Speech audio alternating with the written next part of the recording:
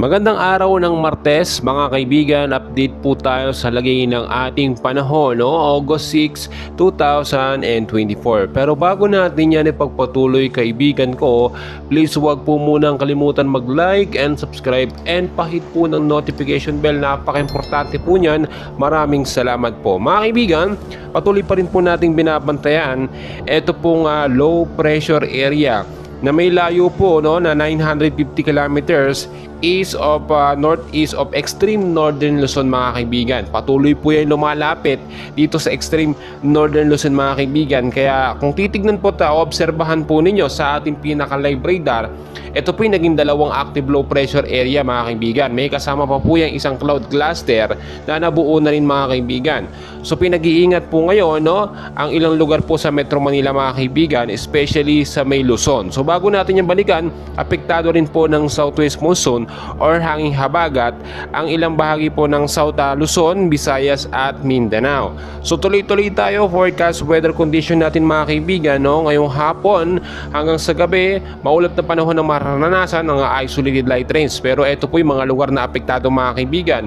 Sa area po ng Western Visayas, Zambales, Bataan, Cavite, Batangas, Occidental Mindoro, kasama na po dyan ang Palawan, cloudy skies with scattered rains and thunderstorm po ang mararanasan sa may bandang hapon, mga kaibigan. Madalas po yan at asahan po ang mahina hanggang sa posibleng paglakas ng pag-ulan pagdating po sa gabi.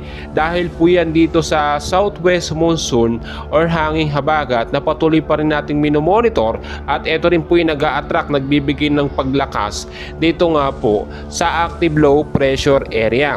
Samantalang sa area naman ng Metro Manila, Mindanao, Bicol Region at the rest po ng Visayas, kasama rin ang ilang bahagi ng Calabarzon at ng Mimaropa, maulap din po na kalangitan ang mararanasan dyan, especially sa may bandang hapon.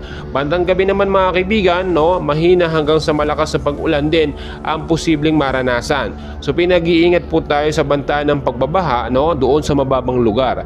At landslide din po, mga kaibigan, doon naman po sa mga mountainous area, sa mga landslide prone area. So maging mapagbantay at mapagmatsyag po tayo, mga kaibigan, sa lagay po ng ating panahon. Ang ilang bahagi naman po, no, ng Luzon, mga kaibigan, na hindi ko nabanggit ay apektado naman po itong localized thunderstorm na madalas po tuwing hapon din. Kaya naman, mga kaibigan, pinapaalala ko, kung kayo wala namang importanteng lakad sa hapon, no, ay mas magandang manatili na lamang tayo sa ating mga kabahayan at hindi natin maranasan ng biglaang bugso ng pag-ulan.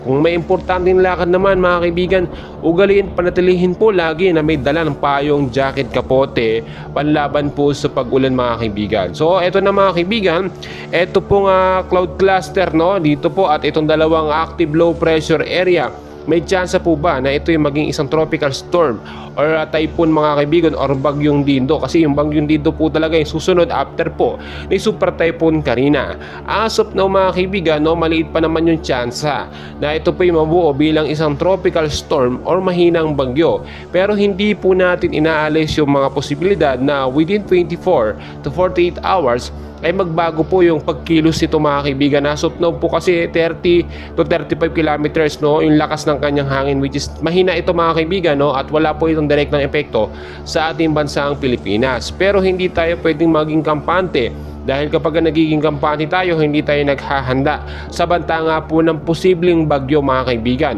Ay naman natin lahat maulit yung naidulot na pinsala nga po, no, ni Super Typhoon Karina. So ngayon pa lamang po, maghanda na tayo. Ano yung paghahanda na ating gagawin, mga kaibigan? Sa mababang lugar, linisin po yung mga estero at mga basura, no? Yung mga basura sa estero sa mga kanal na siya nagiging main cause ng pagbabaha. Iwasan din po, no, yung pagkatapon ng basura doon sa matataas na lugar, yung pagputol ng mga puno para po hindi magkaroon ng landslide, no, at higupin, no, ng mga puno yung mga tubig, no, sakali po magkaroon ng malawakang pag-uulan.